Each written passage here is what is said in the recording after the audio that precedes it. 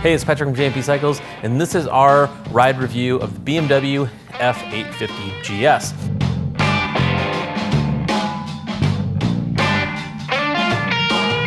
And a couple things I want to touch on right away. One of them is, as you can see, there is some aftermarket stuff on this bike that we put on there. And we'll get to that in other videos. I'll put the links in the description of all the stuff we put on this bike, because you know us, we're not gonna leave stuff stock, and we just can't leave well enough alone.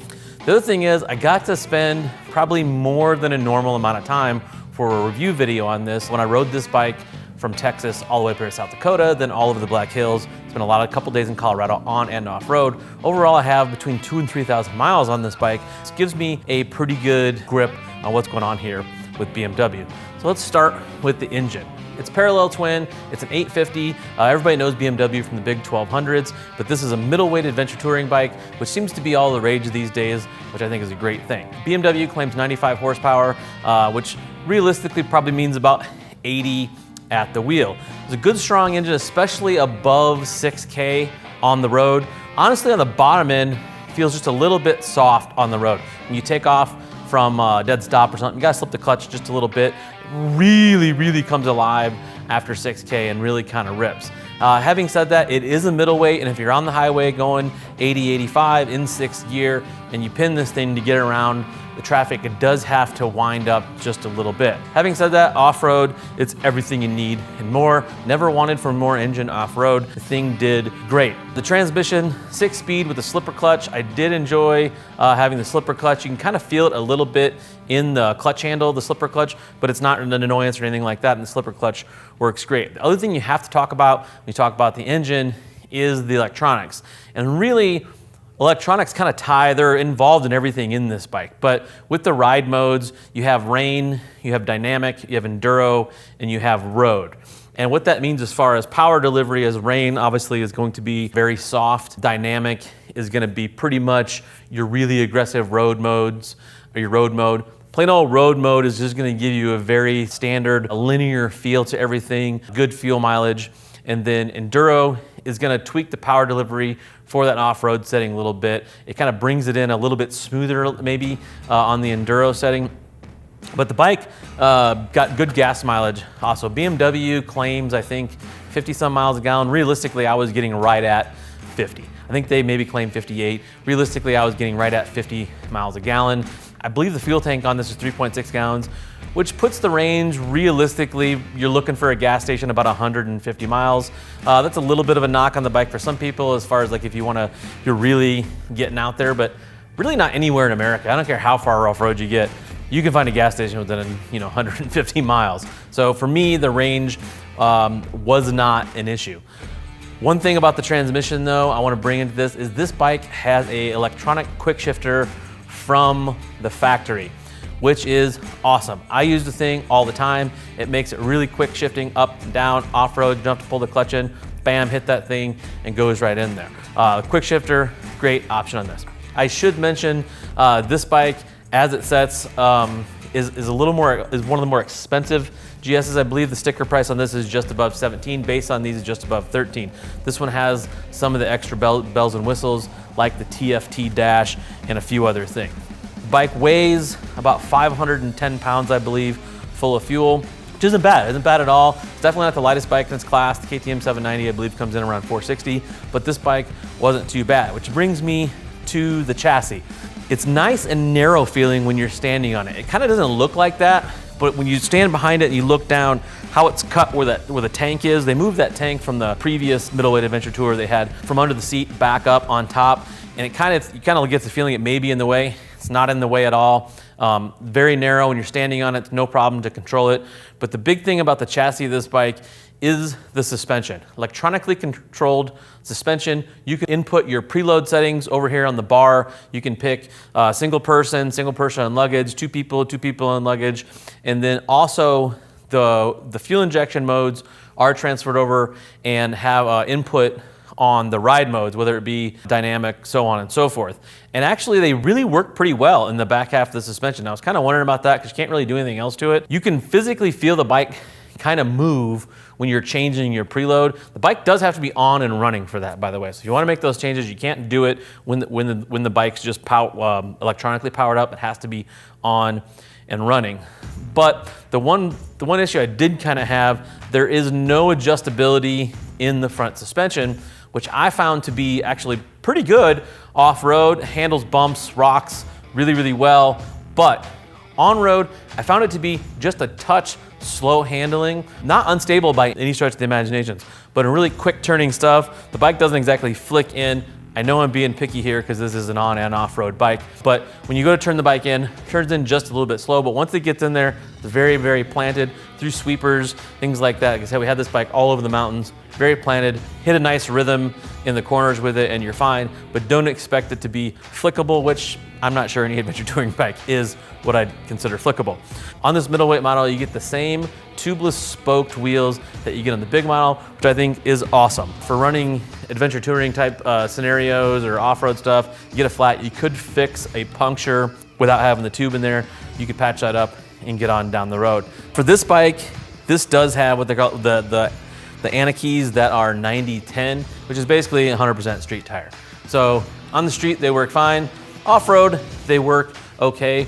We will be testing this bike with some 50/50s. We'll put that link in the description as well. But the on-road tire, it wasn't bad. We took it off-road. We got in some pretty hairy stuff a few times, but it did okay. If I was gonna drive this bike, it was gonna be mine, I'd probably keep 50/50 tires on it all the time.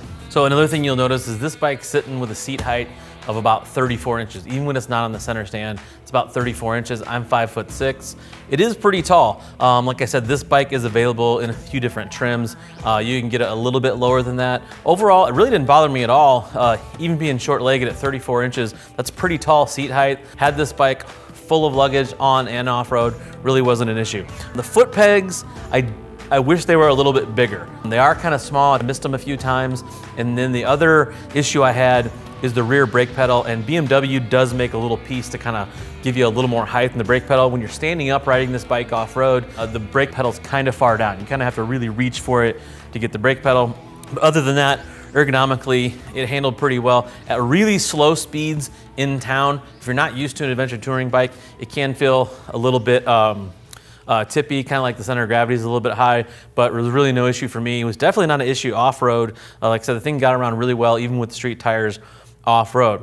So the things I really liked about this bike, one, this electronics package is really pretty good. I know I have a little bit of a problem with the non-adjustable front suspension, but the electronically controlled rear suspension and the modes worked really well. The traction control on this bike, especially off-road, is very, very good. I've been on a lot of bikes with traction control where it was very abrupt, or you notice it. The traction control on this bike, real good off-road. On-road, it's a little bit more abrupt. Say if you were going to have traction control on and yank up a wheelie, allegedly, you would feel it kind of like pull the power out if you got a little bit of wheel spin.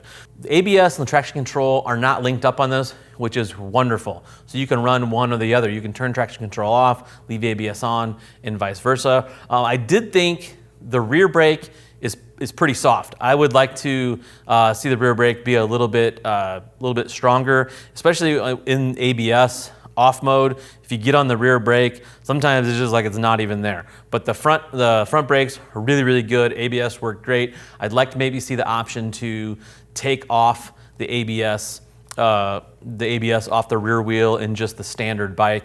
I think if you pay for the Enduro Pro mode, you can do that. But the mode we had, you couldn't do that, and the back brake was a little bit soft. Some of the other things I really like, this TFT dash is just full of information. You can connect your phone to it.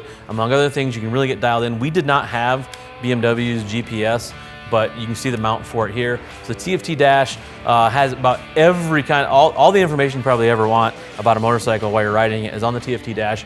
That dash is 6.5 inches wide, and you can see it in the bright daylight. It's not an issue. As far as motorcycle dashes, it's one of the easiest to see and look at I've ever been on. Cruise control, it has electronic cruise control. Again, one of the best cruise controls I've ever used. The thing is spot on, being real sensitive, and just nails whatever mile an hour you want to run at. The other nice thing about this bike was heated grips. In my opinion, after riding this bike on and off road, every bike should have heated grips. This has 3 modes of heat, 1, 2, or 3. You can toggle through them while you're going down the road, and heated grips pretty much ruled. The handguards here were factory on the bike.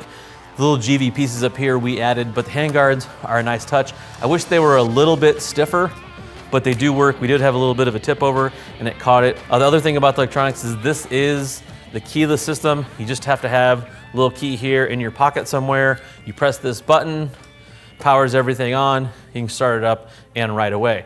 One thing to note is this gas cap will not open up if this bike is powered on. You have to power the bike off before you can open the gas cap. So something interesting there from BMW, which took me a second to figure out at my first gas stop.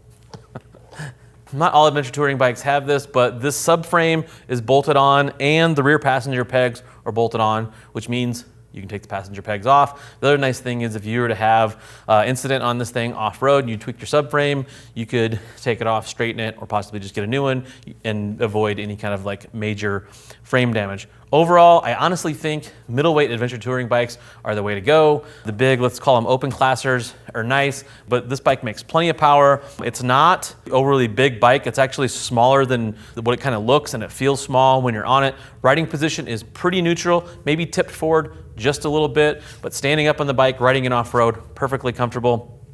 As a middleweight adventure touring bike, this bike just does all kinds of stuff very, very good. It doesn't really like blow me away any particular place, but does everything very, very well. As an on-road bike, it's spectacular. It's a better bagger than a bagger. The luggage options are basically endless on this bike. Cruise control is great, power is great. On-road, this bike, like I said, even if you were to never go off-road, this is a great on-road bike.